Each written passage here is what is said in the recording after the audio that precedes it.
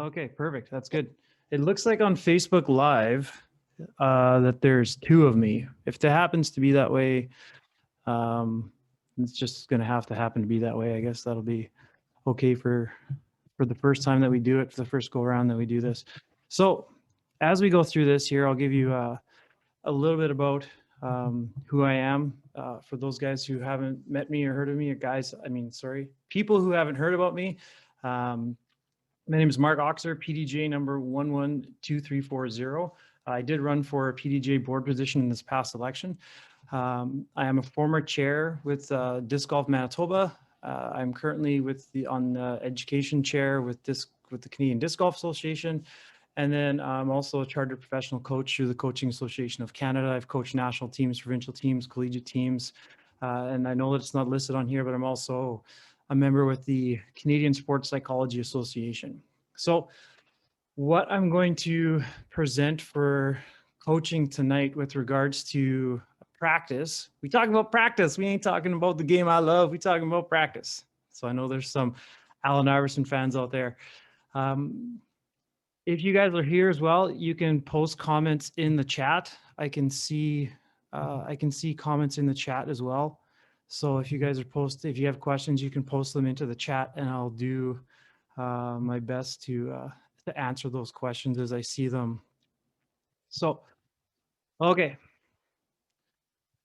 First thing we're going to talk about, or I'll set it out before I start going any further here, is that what I'm going to present to you is going to be sort of countercultural to maybe some of the other things that you've heard about practice. This is stuff that I have used in practice in working with collegiate and professional athletes, but it is a little bit countercultural to maybe some of the other things that you've heard within the sport of disc golf. So I'm just going to give that a little bit of a disclaimer before we start going. So before we start going, I want to just, I guess, ask the question, what comes to mind when you think of practice? And so oftentimes when we think about practice, we think of skill and performance, but then how do we go about defining what skill is? And so the dictionary definition of what skill is says that it's the ability to use one's knowledge effectively and readily in execution and performance. So when we think about this, for the most part, I think people would think about technique. And so we think like technique. So if I'm throwing a putter, I got to have my technique down in sort of perfect stride here. So I'm just looking in the comments here saying, I don't know, I'm sure who can all see it, if it's just my friends or if it's, I'll see if I can click on the comments here. This is what I'm seeing. I'm not sure. Says contact Michael might be visible only to his friends. Wait and see. Okay, we'll see what's going on here. I'm just going to keep rolling with it. This is recording. If it doesn't work, then we will end up, we'll just post it onto the YouTube, and we'll post it as a link afterwards as well. But we're trying to go live here. So performance is sort of what's been linked to technique. And so when we're talking about performance, we're talking about how that technique is executed. What I want to suggest to you today is that practice is more than just the actual technique. And I'm actually not going to go over any sort of technique stuff for today for when we're talking about practice. I'm going to bring 3 points up to you guys. So I want you to be thinking about read, planning, and doing. So when we're executing any skill, whether on the disc golf course, so whether it's a drive, putt, upshot, whatever it happens to be, there's those 3 elements always involved in every shot that we make. We have to make a read on the wind. We have to make a read on the ground that maybe it's going to skip. We have to make a read on all different kinds of things. So we're making a read. Once we've made a read to say, okay, this is my plan. Now I'm going to make this plan, and maybe I'm going to throw a flare skip intentionally. We have, I'm thinking specifically of hole 17 at LeBarrier Park Longs here in Manitoba. My read is, okay, this is the hole. My plan is I'm going to try to throw it low and get a flare skip so it goes around the corner. And then I'm going to try to do a do, which is the actual execution of that. So most of the times when people are thinking about practice, they only think about the do portion of that. But I want you to encourage you to think about more than just the doing, but also the reading and the planning. So what does that sort of look like? Here I have two frameworks for you. The one on the left, the optimal flow model, is from Russian, I can't pronounce his name correctly, but he's talked about doing flow state. And you guys may be familiar with that, with flow state. If somebody has too much anxiety, they can't achieve a flow state. If somebody has too much boredom, they can't achieve a flow state. So we're trying to create a mix of the appropriate level of challenge and skill.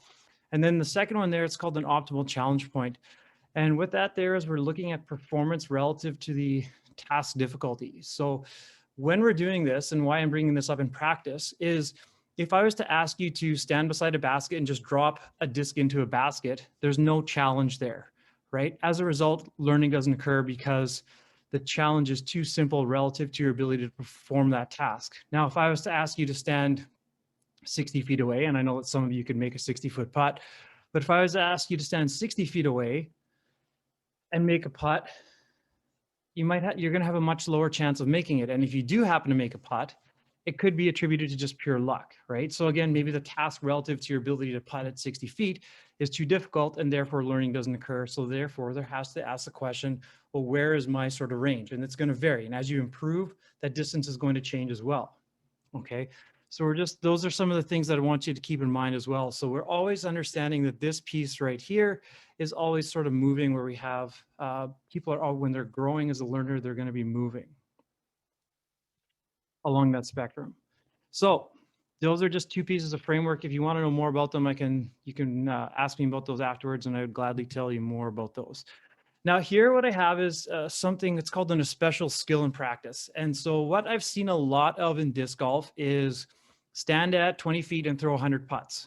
And what ends up happening is you get really good at throwing a putt from 20 feet. Now, is there benefit to being really good at throwing a putt at 20 feet? Absolutely. But within the sport of disc golf, we don't throw putts from 20 feet. We may throw putt from 19 feet, 19 and a half feet, 21 feet, 16 feet, 18 feet. So they're going to be in that range of 20, but they're not exactly 20 feet. What I've shown here is a chart of basketball shooting. So at the high end, there's a really high percentage of accuracy as somebody is close to the basket. And as an athlete moves away from the basket, there's a regression, which we expect to see. The further that somebody gets away from the target, regression is going to occur. However, there are 2 points on the graph that are plotted differently. We have here what's called these 2 points here, our foul shot and our 3-point shot, and those are called special skills. So as it goes back, it's a deviation, an outlier within the regression. And this is because basketball players, practice a lot of foul shots, and they practice a lot of 3-point shots. So at those where they should actually be on a linear regression, there's actually a peak, and they have more success because they practice at a specific distance. Now, I know that 3-point line varies in basketball, depending on what sort of sport you're playing, NCAA, NBA, what have you. But you can get really good, and there is practical purpose to getting really good at shooting foul shots in basketball. But it doesn't necessarily mean that you're going to be good from all the other places on the court. Okay. And I bring this up because I don't want you to just practice specifically being good at, say, a 20-foot putt or a 15-foot putt or a 25-foot putt or a 30-foot putt.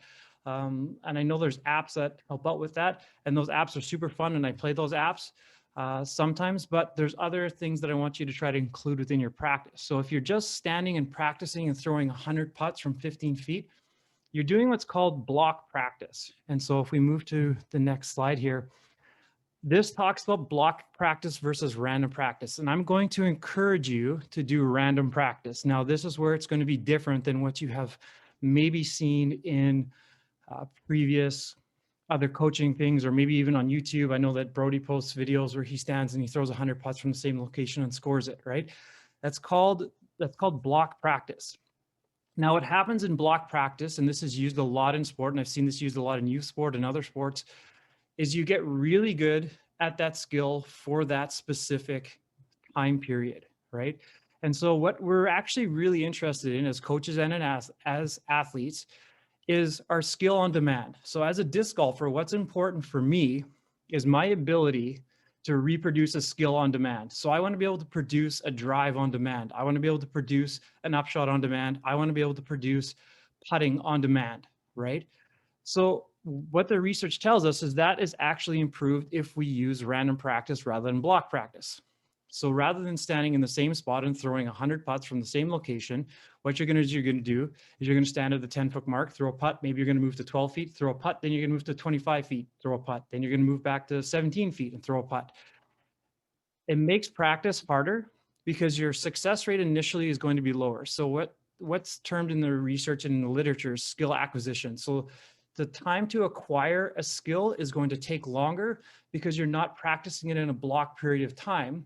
However, once you've acquired that skill through the time of random practicing, your ability to reproduce that skill on demand and the retention of that skill is exponentially higher. And that's what we're seeing here in these two graphs. So we can see that skill acquisition takes longer, but then as we retain that skill, our skill retention is significantly better here. And this is, again, showing that same thing, that the skill acquisition takes longer, but our skill retention, and it's almost a double what our skill retention is here on this graph. So taking a look at block practice versus random practice. And so what I wanted to share with you guys today is to encourage you to do random practice within your training. Now, that read, plan, do part. Every time you do a skill, regardless of sport, you have to read, plan, and do. And I already sort of explained what that is. And this process is called the total skill, right? So we're standing on the tee box, we're assessing, we're reading the situation, we're reading the wind, we're reading maybe the weather, we're reading all kinds of things. It could be what my opponent just threw or whatever it happens to be. If you're playing a tournament play, there's a lot of different factors that you could be reading, okay? Then you have to make a decision on what you're going to do. Am I going to lay up this shot? Am I going to run this putt? Am I going to try to, whatever it happens to be, you're going to make a decision on and make a plan, and then you're going to try to execute that plan. So that's your read, planning, and doing. Now, the important piece with regards to what matters when we're dealing with coaches and athletes is the transferability of skill. So if I'm asking an athlete to practice, the idea behind that practice is that they are going to acquire a skill that they can then showcase in a performance. And that piece is called the transfer. So we've had a transfer from the practice to a game situation. So transfer is the word that's used to describe learning. And when researchers study practice and how it impacts the acquisition of the skills, they always look at what people can do post-practice. So it doesn't matter that I scored 100 putts in a row standing at 15 feet. That is irrelevant information to me. I want to know how you do standing at 14 and a half feet, 15 feet, 16 feet on a putting green when maybe an elevated basket or a lowered basket, or that you got a headwind or you got a tailwind or you got a crosswind. That's what's important information and showing the transfer of learning, not that you sunk 100 putts when you're standing in your house with no wind and all that kind of stuff, right? So transfer is equal to how much of the improvements actually show up in game situations. So what does that look like then? So block versus random practice. So a traditional block practice approach involves getting a high number of repetitions, repeating the exact same movement over and over again. So hitting 10 putts from the same spot, right? And so again, we've seen this, and like I said, I've played the Perfect Putt app. I'm not downplaying the Perfect Putt app as something fun to do. I enjoy doing it to see how I score, but I don't use that as my everyday practice for putting. So what I would encourage you to do is I'm going to give you some examples here that we can take a look at of how to maybe change up that routine, and I'll move myself out of the way here. So what? When we look at random practice, so for the practice approach that randomizes reps, you never do the same thing twice, right? So this mimics what you do in a real game. In a real game, we don't stand and throw 100 putts in a real game. So I might have just thrown an upshot, and then I have to walk up to my disc, and then I throw a putt. After my putt, I'm going to walk to the next tee, and then I'm going to throw a drive, right? After my putt, I don't throw another putt in a real game. Well, hopefully you don't anyways. Hopefully you're not 2-putting or 3-putting, right? So the idea behind it is that this is also mimicking reality, what happens in real life, okay? So studies show that significant difference between block and random practice during the transfer test, the measure of learning, happens because random practice performers are forced to read, plan, and do before every single rep. If you're just standing at 15 feet and throwing 10 putts, what you've done is you've removed the reading and the planning phase and just skipped to the straight doing phase. And now maybe on your first putt, you do a read and then a plan, and then you do, But then after that, it's just a do and a do and a do and a do for 10 putts. Then you go collect your putts and you back up to 20 feet. And again, maybe you read for the first putt, plan, and then execute, and then execute, execute, execute, execute. And so we're removing the reading and the planning phase from our practice sessions by just standing in the same location. Okay. So here's an example of what a random practice situation could look like. All right. We have here, we have on the left side there where it says disc golf practice styles. So we have, this could be a throwing practice. So I didn't just want to talk about putting. I have two different types here. So we have on the left side here, we have somebody standing and it's giving an example of random versus block practice. So the red line is somebody throwing from a tee and constantly throwing to the same distance marker. Whereas random practice is somebody standing on a tee and then throwing to various distant markers, right? So now this is again what we do in a game. Maybe I throw a drive, maybe then I throw, I went into the tree, so then I have to do a pitch out, and then I have to do a fairway shot, and then I'm gonna have to do an approach shot. So my distances are constantly varying in the game, and therefore that's how we should be practicing as well, right? So taking a look at that. The other piece that I have here is giving you an example of what a field session might look like, where if you have different baskets set up, right? So you can throw to basket A, then to basket D, then to basket C, then to basket B, and keep going on that way, right? So we're randomizing it. Through randomizing it that way, you could also be randomizing it. I'm 100% spray and pray on the practice tee box. Thanks for sharing that, Rob. Yeah, so what you could also do is, as you go through these slides here, it could also change the type of throw that you do, because that also is something else that we do within the game of disc golf. So I'm not always just throwing a backhand. I might throw a backhand and then I get to the fairway and I'm stuck under a tree and I have to do a step out forehand. So then I'll do a forehand and I'm okay. Now it's time for me to putt. So now I do a putt. So within my 3 throws on a hole, I've done three totally different movements. This is also then again how we should be practicing, right? So, and I know that this is counter maybe intuitive or different than what you've seen, but this is what the research has backed up, and this is what the high level athletes and coaches are doing, and this is how they're practicing. So if we move that through to, like I said, a different type of practice. So what would a random field session possibly look like? You could throw not just different distances, but you could say this throw is going to be a hyzer. Then my next throw is going to be an anhyzer. Then my next throw is going to be a thumber. Then my next throw is going to be a hyzer again. Then I'm going to throw some overhead throws. Then I might throw a roller, right? You could also vary it on how you move. So it could be, maybe this one's going to be a standstill. The next one is going to be an overhead throw. Then I'm going to go back to a one step. Then I go to a standstill, right? There's different ways we can do that. And then throwing even different discs. Don't just stand there maybe if you're fortunate enough to have a stack of drivers or stack of fairway drivers, stack of mids that are all the same. Again, this one's going to be a driver just like you would off the tee. Then maybe the next one you grab is a mid just like you would in a game. Throw your mid, and then I'm going to maybe throw my putter. And then I might go back to, oh, this is the next hole, like playing it in your mind. The next hole's a shorter hole, so I'm going to throw a fairway off the tee. Oh, good, I made that one. Now I can throw a putter again. Oh, this next hole's longer. I can throw my driver again. Oh, and then I can throw my mid now. My next shot is my approach, right? So that's how you want to also be practicing in varying the disc, because again, this is replicating how you're going to play the game. Now, I understand that this takes longer for skill acquisition, right? But in the long term, it's going to help your skill on demand, which is what we're looking for.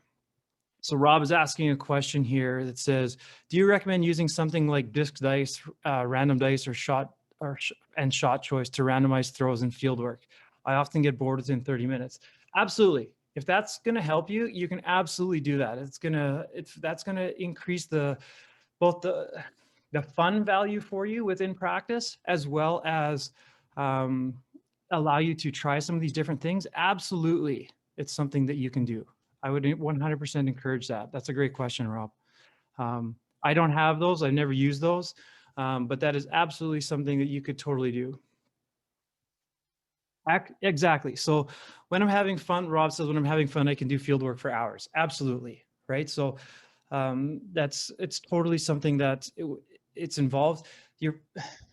I mean, I've worked with athletes, and the practice sessions that we do sometimes are not fun, but it doesn't mean that we completely remove the fun element, and it doesn't mean to say that we don't have practice sessions that aren't fun either, right?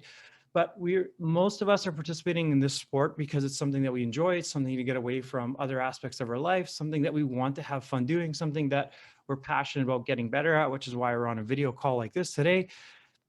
Yes, do what you need to do to make that more fun. And if that's getting some dice and doing that, absolutely grab some of those dice and do that. Great idea, Rob. So here's an example of what I would suggest to you for what a putting session could look like. Okay, so with this putting session here, we have, this one here is an outdoor session, and then the one on the right here is an indoor session. So the one on the right is probably a little bit more what we would look like today. I mean, it's minus 48 degrees here in Winnipeg today, and I think that my Alberta friends are experiencing a lot of the same stuff. But this is sort of what we're looking at here. So we have our basket, and then we have different distances marked off. And traditionally, it's kind of like, well, putt 5 from here or 10 from here, and then then I go get them, put another 5 from here, go get them, put another 5 from here, go get them, and slowly back up. But what I'm going to present to you is to change that up. Maybe putt 1 or 2 discs from the 1 distance, and then putt 1 or 2 discs from the 3 distance, and then 1 or 2 discs from the 7 distance, and then go back to the 4 distance, and then back up to the 9 distance, and then up to the 2 distance, right? Because this again replicates more what our game looks like. And it's also that randomization, which again, I understand that it takes a little bit longer for skill acquisition, but in the long term, it's going to give you skill on demand and skill retention, which is what we want. Now, from an outdoor perspective, if we just have 1 basket, I know that one of the previous pictures I showed had multiple baskets. If we just had 1 basket, you can vary the distances. I don't know if you want to set out discs that maybe some of you could put down some of your drivers if you wanted to, or other discs or pylons or shoes or whatever you have, and mark off some different distances and say, okay, this one I'm going to putt from distance 1, and then I'm going to move. And now the other thing is with this outdoor basket is not only are you changing the distances, but you're also changing things like now you're going to maybe be dealing with headwind. Now you're going to be in tailwind, crosswind, all those different types of variables, a different backdrop to the basket, right? So on this one, maybe you have obstruction, and this one you don't, right? And all those different pieces that you can have working now on an outdoor basket. Again, the closer that we get to what our game looks like, the better our practice is in transferring over to our game situation, right? Now, with that said, these things take a little bit longer to achieve. So if we go out onto a practice court, I'm not just going to stand and throw 10 putts, go get them, back up 5 feet, throw another 10 putts, back up 5 feet. If I'm going to do this practice session is probably going to take a little bit longer. It's going to take a little bit more patience, right? It's going to take a little bit more thought out, thinking about what I'm doing. I mean, if you're using dice, it's maybe taking some of the thinking out for it because it's choosing for you, right? But this is a way that this is going to more closely replicate the game. This is what's called random practice. And this is going to be better for, like what I said, skill retention and skill on demand. Question here from Rob. What do you recommend for indoor putting practice to simulate obstacles? I often putt directly at objects in my path. Yes, so great question.